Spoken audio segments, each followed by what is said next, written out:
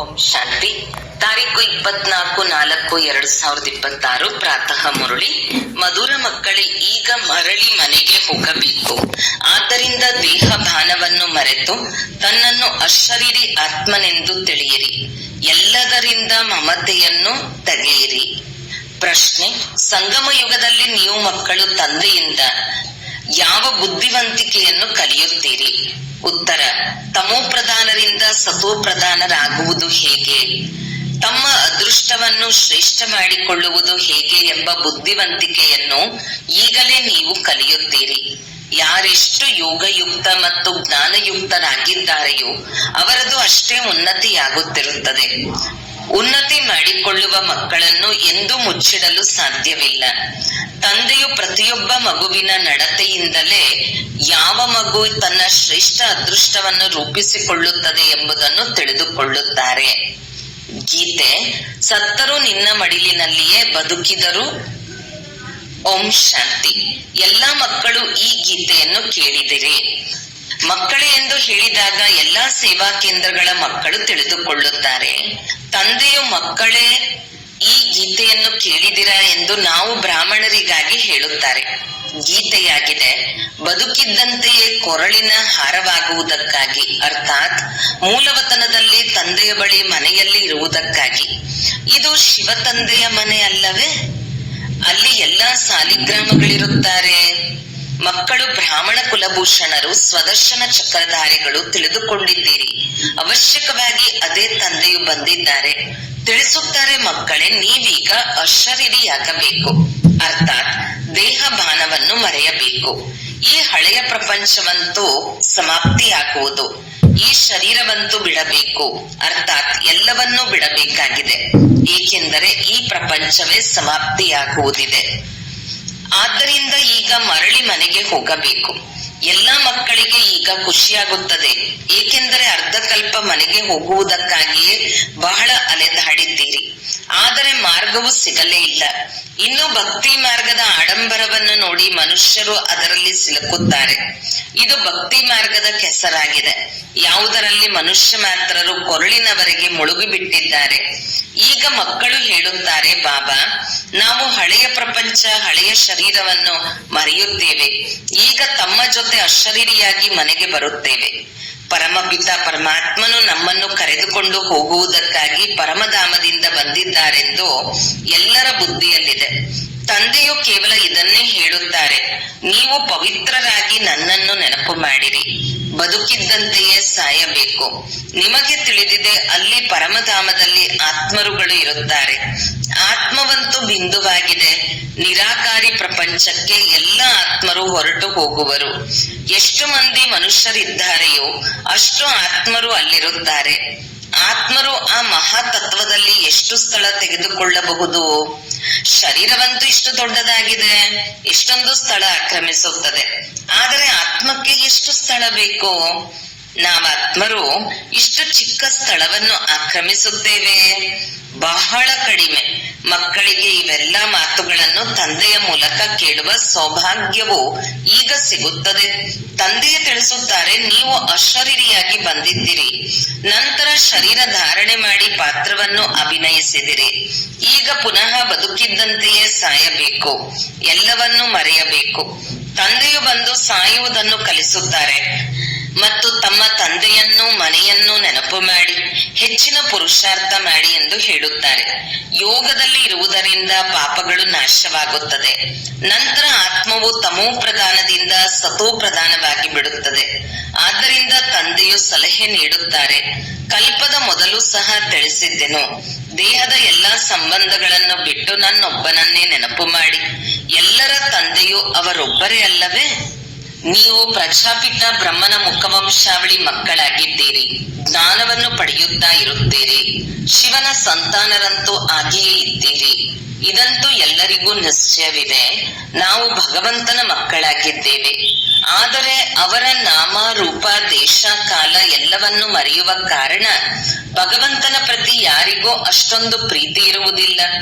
ಆದರೂ ಸಹ ಯಾರಿಗೂ ದೋಷ ಹೊರಿಸುವಂತಿಲ್ಲ, ಏಕೆಂದರೆ ಇದು ಸಹ ಡ್ರಾಮಾದಲ್ಲಿ ನಿಗದಿಯಾಗಿದೆ. ತಂದೆಯು ತಿಳಿಸುತ್ತಾರೆ, ನೀವ್ ಆತ್ಮರು ಎಷ್ಟು ಚಿಕ್ಕ ಬಿಂದುವಾಗಿದ್ದೀರಿ, ಅದರಲ್ಲಿ 84 ಜನ್ಮಗಳ ಪಾತ್ರವು ನೋಂದಾವಣಿಯಾಗಿದೆ. ಇದು ಎಷ್ಟು ಅದ್ಭುತವಾಗಿದೆ. ಆತ್ಮವು ಹೇಗೆ ಶರೀರವನ್ನು ಪಡೆದುಕೊಂಡು ಪಾತ್ರವನ್ನು ಅಭಿನಯಿಸುತ್ತದೆ. ಈಗ ನಿಮಗೆ ಬೇಹದ್ದಿನ ಪಾತ್ರದ ಬಗ್ಗೆ ತಿಳಿದಿದೆ. ಈ ಜ್ಞಾನವು ಮತ್ಯಾರಿಗೂ ಇಲ್ಲ. ನೀವು ಸಹ ದೇಹಾಭಿಮಾನಿಗಳಾಗಿದ್ದೀರಿ. ಈಗ ಎಷ್ಟೊಂದು ಪರಿವರ್ತನೆಯಾಗಿದ್ದೀರಿ. ಅದು ಸಹ ಪ್ರತಿಯೊಬ್ಬರ ಮನುಷ್ಯರ ಅದೃಷ್ಟದ ಮೇಲಿದೆ. ಕಲ್ಪದ ಹಿಂದಿನ ಅದೃಷ್ಟದ ಸಾಕ್ಷಾತ್ಕಾರವು ಈಗ ಆಗುತ್ತಿದೆ. ಪ್ರಪಂಚದಲ್ಲಿ ಎಷ್ಟೊಂದು ಮಂದಿ ಮನುಷ್ಯರಿದ್ದಾರೆ. ಪ್ರತಿಯೊಬ್ಬರದು ತಮ್ಮದೇ ಆದ ಅದೃಷ್ಟವಿದೆ.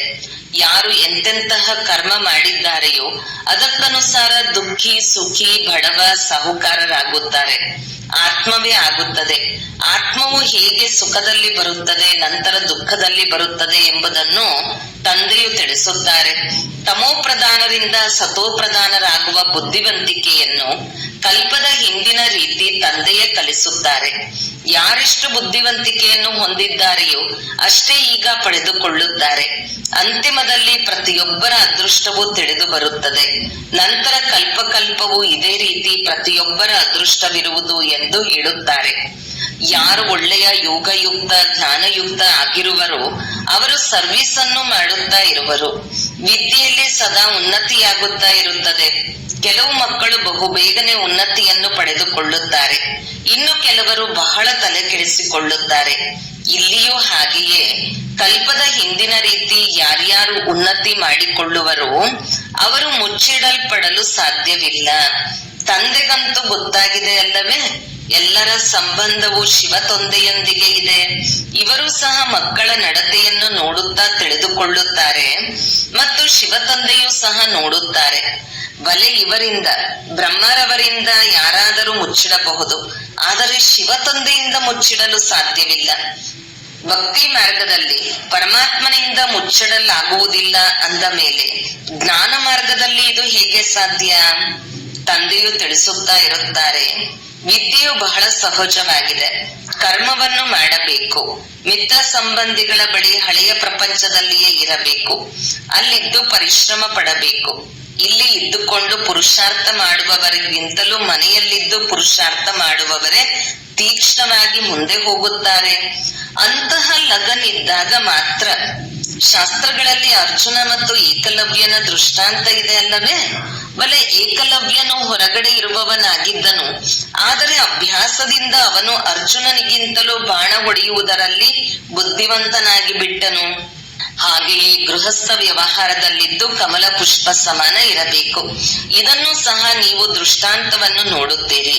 ಗೃಹಸ್ಥ ವ್ಯವಹಾರದಲ್ಲಿದ್ದು ಬಹಳ ಒಳ್ಳೆಯ ಸೇವೆ ಮಾಡುತ್ತಾರೆ. ಅವರು ಹೆಚ್ಚು ವೃದ್ಧಿಯನ್ನು ಹೊಂದುತ್ತಾ ಇರುತ್ತಾರೆ. ಇಲ್ಲಿರುವವರನ್ನು ಸಹ ಮಾಯೆಯು ಬಿಡುವುದಿಲ್ಲ. ತಂದೆಯ ಬಳಿ ಬಂದು ಬಿಟ್ಟರೆ ಎಲ್ಲದರಿಂದ ಮುಕ್ತರಾಗಿ ಬಿಡುತ್ತಾರೆ ಎಂದಲ್ಲ, ಪ್ರತಿಯೊಬ್ಬರದು ತಮ್ಮ ತಮ್ಮದೇ ಆದ ಪುರುಷಾರ್ಥವಾಗಿದೆ. ಇಲ್ಲಿರುವವರಿಗಿಂತಲೂ ಗೃಹಸ್ಥ ವ್ಯವಹಾರದಲ್ಲಿರುವವರಿಗೆ ಚೆನ್ನಾಗಿ ಪುರುಷಾರ್ಥ ಮಾಡುವರು. ಬಹಳ ಒಳ್ಳೆಯ ಸಾಹಸವನ್ನು ತೋರಿಸಬಹುದು. ಅಂತಹವರಿಗೆ ಮಹಾವೀರರೆಂದು ಹೇಳಲಾಗುತ್ತದೆ. ಯಾರು ಬೇಕಾದರೂ ಗೃಹಸ್ಥ ವ್ಯವಹಾರದಲ್ಲಿದ್ದು ಕಮಲ ಪುಷ್ಪ ಸಮಾನ ಇದ್ದು ತೋರಿಸಿ. ಬಾಬಾ ತಾವಂತೂ ಬಿಟ್ಟಿದ್ದೀರಿ ಎಂದು ಹೇಳುತ್ತಾರೆ. ತಂದೆಯು ತಿಳಿಸುತ್ತಾರೆ, ನಾನೆಲ್ಲಿ ಬಿಟ್ಟಿದ್ದೇನೆ, ನನ್ನನ್ನೇ ಬಿಟ್ಟು ಹೋಗಿದ್ದಾರೆ. ತಂದೆಯಂತೂ ಯಾರನ್ನೂ ಬಿಟ್ಟು ಬರಲಿಲ್ಲ. ಮನೆಗೆ ಇನ್ನೂ ಹೆಚ್ಚು ಮಕ್ಕಳು ಬಂದು ಬಿಟ್ಟರು. ಬಾಕಿ ಕನ್ಯೆಯರಿಗಾಗಿ ತಂದೆಯು ತಿಳಿಸುತ್ತಾರೆ, ನೀವು ಈ ಈಶ್ವರಿಯ ಸೇವೆ ಮಾಡಿ. ಇವರೂ ತಂದೆ, ಅವರೂ ತಂದೆಯಾಗಿದ್ದಾರೆ. ಕುಮಾರರು ಸಹ ಆದಿಯಲ್ಲಿ ಅನೇಕರು ಬಂದರು, ಆದರೆ ನಡೆಯಲು ಆಗಲಿಲ್ಲ. ಕನ್ಯೆಯರು ಬಹಳ ಚೆನ್ನಾಗಿ ನಿಲ್ಲುತ್ತಾರೆ. ಕನ್ಯೆ 100 ಮಂದಿ ಬ್ರಾಹ್ಮಣರಿಗಿಂತಲೂ ಉತ್ತಮಳೆಂದು ಹೇಳಲಾಗುತ್ತದೆ. ಅಂದಾಗ ಯಾರು 21 ಕುಲದ ಉದ್ಧಾರ ಮಾಡುವರು, ಜ್ಞಾನದ ಬಾಣ ಹೊಡೆಯುವರು, ಅವರೇ ಕನ್ಯೆಯರು. ಬಾಕಿ ಯಾರು ಗೃಹಸ್ಥದಲ್ಲಿರುವರೋ ಅವರು ಸಹ ಬೀಕೆ ಆದರೂ ಮುಂದೆ ಹೋದಂತೆ ಅವರ ಬಂಧನವು ಸಮಾಪ್ತಿಯಾಗುವುದು. ಸೇವೆಯಂತೂ ಮಾಡಬೇಕಲ್ಲವೇ? ಕೆಲವರು ಸರ್ವಿಸ್ ಮಾಡುವ ಮಕ್ಕಳು ಬಾಪ್ದಾದರವರ ಹೃದಯವನ್ನೇರಿದ್ದಾರೆ. ಅವರು ಸಾವಿರಾರು ಮಂದಿಯ ಕಲ್ಯಾಣ ಮಾಡುತ್ತಿದ್ದಾರೆ. ಅಂದಾಗ ಇಂತಹ ಸೇವಾಧಾರಿ ಮಕ್ಕಳಿಗೆ ಆಶೀರ್ವಾದವು ಸಿಗುತ್ತಿರುವುದು. ಅವರು ತಂದೆಯ ಹೃದಯದಲ್ಲಿರುತ್ತಾರೆ. ಯಾರು ಹೃದಯದಲ್ಲಿರುವರೋ ಅವರೇ ಸಿಂಹಾಸನದ ಮೇಲೆ ಕುಳಿತುಕೊಳ್ಳುವರು. ತಂದೆಯು ತಿಳಿಸುತ್ತಾರೆ, ಪರಸ್ಪರ ಸೇರಿ ಎಲ್ಲರಿಗೆ ಮಾರ್ಗವನ್ನು ತೋರಿಸುವ ಯುಕ್ತಿಯನ್ನು ರಚಿಸುತ್ತಾ ಇರಿ. ಚಿತ್ರಗಳು ಸಹ ತಯಾರಾಗುತ್ತಾ ಇರುತ್ತವೆ. ಇವೆಲ್ಲವೂ ಪ್ರಾಕ್ಟಿಕಲ್ ಮಾತುಗಳಾಗಿವೆ. ಈಗ ನೀವು ತಿಳಿಸುತ್ತೀರಿ, ಪರಮಪಿತ ಪರಮಾತ್ಮನು ನಿರಾಕಾರನಾಗಿದ್ದಾರೆ, ಅವರು ಸಹ ಬಿಂದುವಾಗಿದ್ದಾರೆ. ಆದರೆ ಅವರು ಜ್ಞಾನಪೂರ್ಣ ಪತಿತ ಪಾವನನಾಗಿದ್ದಾರೆ. ಆತ್ಮವು ಸಹ ಬಿಂದುವಾಗಿದೆ. ಮಕ್ಕಳಾದರೂ ಚಿಕ್ಕವರಿರುತ್ತಾರೆ. ತಂದೆ ಮತ್ತು ಮಕ್ಕಳಲ್ಲಿ ಅಂತರವಂತೂ ಇರುತ್ತದೆ ಅಲ್ಲವೇ? ಇತ್ತೀಚೆಗೆ 15-16 ವರ್ಷದವರು ಸಹ ತಂದೆಯಾಗಿ ಬಿಡುತ್ತಾರೆ. ಅಂದಾಗ ಅವರ ಮಕ್ಕಳು ಅವರಿಗಿಂತಲೂ ಚಿಕ್ಕವರೇ ಆದರಲ್ಲವೇ? ಆದರೆ ಇಲ್ಲಿ ಆಶ್ಚರ್ಯವನ್ನು ನೋಡಿ, ತಂದೆಯೂ ಆತ್ಮ, ಮಕ್ಕಳೂ ಆತ್ಮ. ತಂದೆಯು ಪರಂ ಆತ್ಮ ಜ್ಞಾನಪೂರ್ಣನಾಗಿದ್ದಾರೆ. ಉಳಿದವರೆಲ್ಲರೂ ವಿದ್ಯೆಯ ಅನುಸಾರ ಕನಿಷ್ಠ ಮತ್ತು ಶ್ರೇಷ್ಠ ಪದವಿಯನ್ನು ಪಡೆಯುತ್ತಾರೆ. ಎಲ್ಲವೂ ವಿದ್ಯೆಯ ಮೇಲೆ ಆಧಾರಿತವಾಗಿದೆ. ಒಳ್ಳೆಯ ಕರ್ಮ ಮಾಡುವುದರಿಂದ ಶ್ರೇಷ್ಠ ಪದವಿಯನ್ನು ಪಡೆಯುತ್ತಾರೆ. ಈಗ ನೀವು ಮಕ್ಕಳಿಗೆ ಸೃಷ್ಟಿಯ ಆದಿ ಮಧ್ಯ ಅಂತ್ಯದ ಜ್ಞಾನವಿದೆ. ಸ್ವರ್ಗದಲ್ಲಿ ಕೇವಲ ಭಾರತವೇ ಇತ್ತು, ಮತ್ಯಾವುದೇ ಖಂಡ ಇರಲಿಲ್ಲ. ಆದ್ದರಿಂದ ಚಿಕ್ಕದಾದ ನವಭಾರತದಲ್ಲಿ ತಮ್ಮ ಸ್ವರ್ಗವನ್ನು ತೋರಿಸಿ, ಹೇಗೆ ದ್ವಾರಿಕಾ ಹೆಸರಲ್ಲ, ಲಕ್ಷ್ಮೀನಾರಾಯಣರ ವಂಶಾವಳಿಯ ರಾಜ್ಯವೆಂದು ಬರೆಯಬೇಕು. ಬುದ್ಧಿಯು ಹೇಳುತ್ತದೆ, ಸತ್ಯಯುಗದಲ್ಲಿ ಮೊದಲು ದೈವಿ ಪರಿವಾರದ ರಾಜ್ಯವಿರುವುದು. ಅವರ ಗ್ರಾಮಗಳಿರುತ್ತವೆ, ಚಿಕ್ಕ ಚಿಕ್ಕ ಶಾಖೆಗಳು ಇರುತ್ತವೆ. ಇದನ್ನು ಸಹ ವಿಚಾರ ಸಾಗರ ಮಂಥನ ಮಾಡಬೇಕು. ಜೊತೆಗೆ ಶಿವತಂದೆಯೊಂದಿಗೆ ಬುದ್ಧಿಯೋಗವನ್ನು ಇಡಬೇಕು. ನಾವು ನೆನಪಿನಿಂದಲೇ ರಾಜ್ಯಭಾಗ್ಯವನ್ನು ಪಡೆದುಕೊಳ್ಳುತ್ತೇವೆ.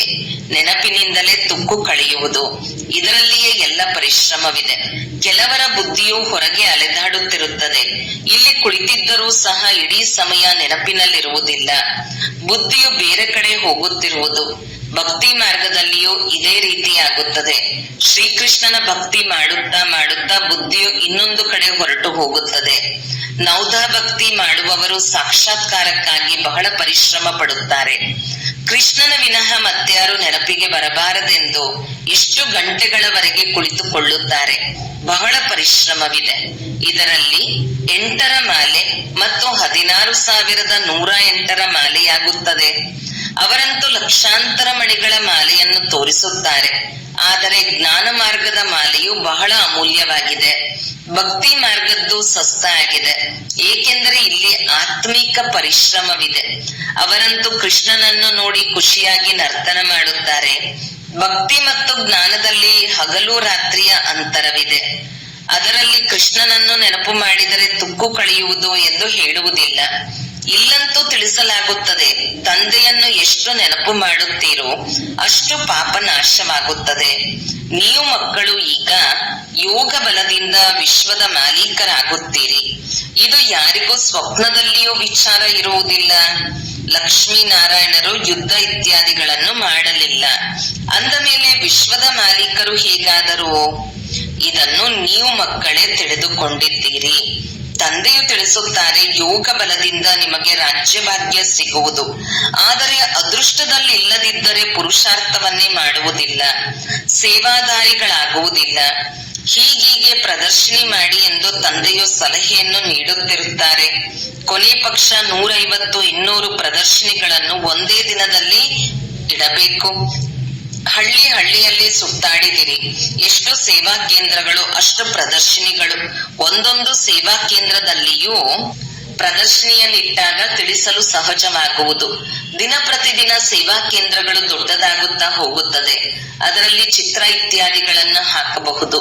ಚಿತ್ರಗಳ ಅನ್ವೇಷಣೆಯು ನಡೆಯುತ್ತಿರುತ್ತದೆ.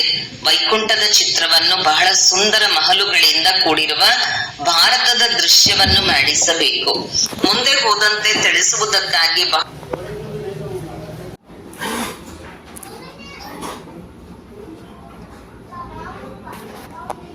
ತಯಾರಾಗುತ್ತಾ ಹೋಗುತ್ತದೆ. ವಾನಪ್ರಸ್ಥ ಸ್ಥಿತಿಯವರು ನಡೆದಾಡುತ್ತಾ ತಿರುಗಾಡುತ್ತಲೂ ಸೇವೆ ಮಾಡುತ್ತೀರಿ. ಯಾರ ಭಾಗ್ಯವು ಉದಯವಾಗುತ್ತದೋ ಅವರೇ ಬಂದೇ ಬರುತ್ತಾರೆ. ಕೆಲವು ಮಕ್ಕಳು ಕುಕರ್ಮ ಮಾಡಿ ತಮ್ಮ ಮರ್ಯಾದೆಯನ್ನು ಕಳೆದುಕೊಳ್ಳುತ್ತಾರೆ. ಅಂದಾಗ ಆ ಅವರು ಯಜ್ಞದ ಮರ್ಯಾದೆಯನ್ನು ಕಳೆಯುತ್ತಾರೆಂದರ್ಥ. ಎಂತಹ ನಡತೆಯೋ ಅಂತಹ ಪದವಿ. ಯಾರು ಅನೇಕರಿಗೆ ಸುಖ ಕೊಡುವರೋ ಅವರ ಹೆಸರನ್ನು ಗಾಯನ ಮಾಡಲಾಗುತ್ತದೆ ಅಲ್ಲವೇ? ಈಗ ಸರ್ವಗುಣಗಳಲ್ಲಿ ಸಂಪನ್ನರಂತೂ ಆಗಿಲ್ಲ ಅಲ್ಲವೇ? ಕೆಲವರು ಬಹಳ ಚೆನ್ನಾಗಿ ಸರ್ವಿಸ್ ಮಾಡುತ್ತಿದ್ದಾರೆ. ಅಂತವರ ಹೆಸರನ್ನು ಕೇಳಿ ತಂದೆಯು ಬಹಳ ಖುಷಿ ಪಡುತ್ತಾರೆ. ಸೇವಾದಾರಿ ಮಕ್ಕಳನ್ನು ನೋಡಿ ತಂದೆಯು ಖುಷಿ ಪಡುವವರು ಅಲ್ಲವೇ? ಸರ್ವೀಸಿನಲ್ಲಿ ಒಳ್ಳೆಯ ಪರಿಶ್ರಮ ಪಡುತ್ತಿರುತ್ತಾರೆ. ಸೇವಾ ಕೇಂದ್ರಗಳನ್ನು ತೆರೆಯುತ್ತಿರುತ್ತಾರೆ. ಇದರಿಂದ ಸಾವಿರಾರು ಮಂದಿಯ ಕಲ್ಯಾಣ ಆಗುವುದು. ಅವರ ಮೂಲಕ ಮತ್ತೆ ಅನೇಕರು ವೃದ್ಧಿಯಾಗುತ್ತಾ ಹೋಗುವರು. ಸಂಪೂರ್ಣರಂತೂ ಯಾರೂ ಆಗಿಲ್ಲ. ಒಂದಲ್ಲ ಒಂದು ತಪ್ಪುಗಳು ಆಗುತ್ತಿರುತ್ತವೆ. ಮಾಯೆಯು ಬಿಡುವುದಿಲ್ಲ. ಎಷ್ಟು ಸರ್ವಿಸ್ ಮಾಡಿ ತಮ್ಮ ಉನ್ನತಿ ಮಾಡಿಕೊಳ್ಳುವಿರೋ ಅಷ್ಟೇ ಹೃದಯವನ್ನೇರುತ್ತೀರಿ, ಅಷ್ಟೇ ಶ್ರೇಷ್ಠ ಪದವಿಯನ್ನು ಪಡೆಯುತ್ತೀರಿ. ಮತ್ತೆ ಕಲ್ಪಕಲ್ಪವು ಇಂತಹ ಪದವಿಯೇ ಆಗುವುದು. ಶಿವ ತಂದೆಯಿಂದ ಯಾರೂ ಮುಚ್ಚಿಡಲು ಸಾಧ್ಯವಿಲ್ಲ. ಅಂತಿಮದಲ್ಲಿ ಪ್ರತಿಯೊಬ್ಬರಿಗೆ ತಮ್ಮ ಕರ್ಮಗಳ ಸಾಕ್ಷಾತ್ಕಾರವಾಗುತ್ತದೆ. ಆದರೆ ಏನೂ ಮಾಡಲು ಸಾಧ್ಯ? ಬಿಕ್ಕಿ ಬಿಕ್ಕಿ ಅಳಬೇಕಾಗುವುದು. ಆದ್ದರಿಂದ ತಂದೆಯು ತಿಳಿಸುತ್ತಿರುತ್ತಾರೆ, ಮಕ್ಕಳೇ, ಅಂತ್ಯದಲ್ಲಿ ಶಿಕ್ಷೆಗೆ ಭಾಗಿಯಾಗುವ, ಪಶ್ಚಾತ್ತಾಪ ಪಡುವಂತಹ ಯಾವುದೇ ಕರ್ಮವನ್ನು ಈಗ ಮಾಡಬೇಡಿ. ಆದರೆ ಎಷ್ಟಾದರೂ ತಿಳಿಸಿ, ಅದೃಷ್ಟದಲ್ಲಿ ಇಲ್ಲದಿದ್ದರೆ ಅಂತಹವರು ಪುರುಷಾರ್ಥ ಮಾಡುವುದೇ ಇಲ್ಲ. ಈಗಿನ ಮನುಷ್ಯರಂತೂ ತಂದೆಯನ್ನು ತಿಳಿದುಕೊಂಡಿಲ್ಲ. ಭಗವಂತನನ್ನು ನೆನಪು ಮಾಡುತ್ತಾರೆ, ಆದರೆ ತಿಳಿದುಕೊಂಡಿಲ್ಲ. ಅವರ ಮಾತನ್ನು ಪಾಲಿಸುವುದಿಲ್ಲ. ಈಗ ಆ ಬೇಹದ್ದಿನ ತಂದೆಯಿಂದ ನಿಮಗೆ ಸೆಕೆಂಡಿನಲ್ಲಿ ಸತ್ಯಯುಗಿ ಸ್ವರಾಜ್ಯದ ಆಸ್ತಿಯು ಸಿಗುತ್ತದೆ. ಶಿವ ತಂದೆಯ ಹೆಸರನ್ನು ಎಲ್ಲರೂ ಇಷ್ಟಪಡುತ್ತಾರಲ್ಲವೇ? ಮಕ್ಕಳಿಗೆ ತಿಳಿದಿದೆ, ಆ ಬೇಹದ್ದಿನ ತಂದೆಯಿಂದ ಸ್ವರ್ಗದ ಆಸ್ತಿಯು ಸಿಗುತ್ತಿದೆ. ಒಳ್ಳೆಯದು. ಮಧುರಾತಿ ಮಧುರ ಅಗಲಿ ಹೋಗಿ ಮರಳಿ ಸಿಕ್ಕಿರುವ ಮಕ್ಕಳ ಪ್ರತಿ ಮಾತಪಿತಾ ಬಾಗ್ದಾದರವರ ನೆನಪು, ಪ್ರೀತಿ ಹಾಗೂ ಸುಪ್ರಭಾತ. ಆತ್ಮೀಯ ಮಕ್ಕಳಿಗೆ ಆತ್ಮೀಯ ತಂದೆಯ ನಮಸ್ತೆ. ಧಾರಣೆಗಾಗಿ ಮುಖ್ಯ ಸಾರ 1. ತನ್ನ ನಡತೆಯಿಂದ ತಂದೆ ಹಾಗೂ ಯಜ್ಞದ ಹೆಸರನ್ನು ಪ್ರಖ್ಯಾತಗೊಳಿಸಬೇಕು. ತಂದೆಯ ಗೌರವ ಕಳೆಯುವಂತಹ ಯಾವುದೇ ಕರ್ಮ ಮಾಡಬಾರದು. ಸರ್ವೀಸಿನಿಂದ ತಮ್ಮ ಭಾಗ್ಯವನ್ನು ತಾವೇ ರೂಪಿಸಿಕೊಳ್ಳಬೇಕು. 2. ತಂದೆಯ ಸಮಾನ ಕಲ್ಯಾಣಕಾರಿಗಳಾಗಿ ಸರ್ವರ ಆಶೀರ್ವಾದಗಳನ್ನು ಪಡೆದುಕೊಂಡು ಮುಂದೆ ಹೋಗಬೇಕು. ಗೃಹಸ್ಥ ವ್ಯವಹಾರದಲ್ಲಿದ್ದು ಕಮಲ ಪುಷ್ಪ ಸಮಾನ ಆಗಿರುವ ಒಳ್ಳೆಯ ಸಾಹಸ, ಶೌರ್ಯವನ್ನು ತೋರಿಸಬೇಕು. ವರದಾನ: ಸತೋಪ್ರಧಾನ ಸ್ಥಿತಿಯಲ್ಲಿದ್ದು ಸದಾ ಸುಖ ಶಾಂತಿಯ ಅನುಭೂತಿ ಮಾಡುವಂತಹ ಡಬಲ್ ಅಹಿಂಸಕ ಭವ. ಸದಾ ತಮ್ಮ ಸತೋಪ್ರಧಾನ ಸಂಸ್ಕಾರಗಳಲ್ಲಿ ಸ್ಥಿತರಾಗಿದ್ದು ಸುಖ ಶಾಂತಿಯ ಅನುಭೂತಿ ಮಾಡುವುದೇ ಸತ್ಯ ಅಹಿಂಸೆಯಾಗಿದೆ. ಹಿಂಸೆ ಎಂದರೆ ಯಾವುದರಿಂದ ದುಃಖ ಅಶಾಂತಿಯು ಪ್ರಾಪ್ತಿಯಾಗುವುದು. ಹಾಗಾದರೆ ಇಡೀ ದಿನದಲ್ಲಿ ಯಾವುದೇ ಪ್ರಕಾರದ ಹಿಂಸೆಯನ್ನಂತೂ ಮಾಡುತ್ತಿಲ್ಲವೇ? ಇದನ್ನು ಪರಿಶೀಲನೆ ಮಾಡಿರಿ. ಒಂದು ವೇಳೆ ಯಾವುದಾದರೂ ಶಬ್ದದ ಮೂಲಕ ಯಾರದೇ ಸ್ಥಿತಿಯನ್ನು ಏರುಪೇರು ಮಾಡುತ್ತೀರೆಂದರೂ ಸಹ ಹಿಂಸೆಯನ್ನು ಕೊಟ್ಟಂತೆ. 2. ಒಂದು ವೇಳೆ ತಮ್ಮ ಸತೋಪ್ರಧಾನ ಸಂಸ್ಕಾರಗಳನ್ನು ಒತ್ತಿಡುತ್ತಾ ಅನ್ಯ ಸಂಸ್ಕಾರಗಳನ್ನು ಪ್ರತ್ಯಕ್ಷದಲ್ಲಿ ತರುತ್ತೀರೆಂದರೆ ಇದು ಸಹ ಹಿಂಸೆಯಾಯಿತು. ಆದ್ದರಿಂದ ಸೂಕ್ಷ್ಮತೆಯಲ್ಲಿ ಹೋಗುತ್ತಾ ಮಹಾನ್ ಆತ್ಮನ ಸ್ಮೃತಿಯಿಂದ ಡಬಲ್ ಅಹಿಂಸಕರು ಆಗಿರಿ. ಸ್ಲೋಗನ್: ಸತ್ಯದ ಜೊತೆ ಅಸತ್ಯವು ಸೇರ್ಪಡೆ ಆಗುತ್ತಿದ್ದಂತೆಯೇ ಖುಷಿಯು ಮಾಯವಾಗಿ ಬಿಡುತ್ತದೆ. ಅವ್ಯಕ್ತ ಸೂಚನೆ: ಮಹಾನ್ ಆಗಲು ಮಧುರತೆ ಮತ್ತು ನಮ್ರತೆಯ ಗುಣ ಧಾರಣೆ ಮಾಡಿ. ನಿಮ್ಮ ಒಂದೊಂದು ಮಾತು ಅಲೌಕಿಕವಾಗಿರಲಿ, ಫರಿಷ್ಠೆಗಳ ಸಮಾನವಾಗಿರಲಿ. ಪ್ರತಿ ಮಾತು ಮಧುರವಾಗಿರಲಿ. ಈ ಮಾತಿನ ಮೇಲೆ ಈಗ ಅಂಡರ್ಲೈನ್ ಮಾಡಿ, ಆಗ ಪ್ರತ್ಯಕ್ಷತೆ ಆಗುವುದು. ಏಕೆಂದರೆ ಇಲ್ಲಿಯವರೆಗೆ ವಾಣಿಯ ಶಕ್ತಿ ವ್ಯರ್ಥ ಹೋಗುತ್ತಿದೆ. ಇದಕ್ಕಾಗಿ ವಾಣಿಯಲ್ಲಿ ತಂದೆಯನ್ನು ಪ್ರತ್ಯಕ್ಷ ಮಾಡುವ ಹರಿತ ಅಥವಾ ಶಕ್ತಿ ಇರಬೇಕು. ಅದು ಕಡಿಮೆ ಇದೆ. ವಾಚವನ್ನು ವ್ಯರ್ಥದಿಂದ ಉಳಿಸಿ, ಆಗ ತಂದೆಯ ಪ್ರತ್ಯಕ್ಷವಾಗುವ ಧ್ವನಿ ಜೋರಾಗುವುದು. ಓಂ ಶಾಂತಿ.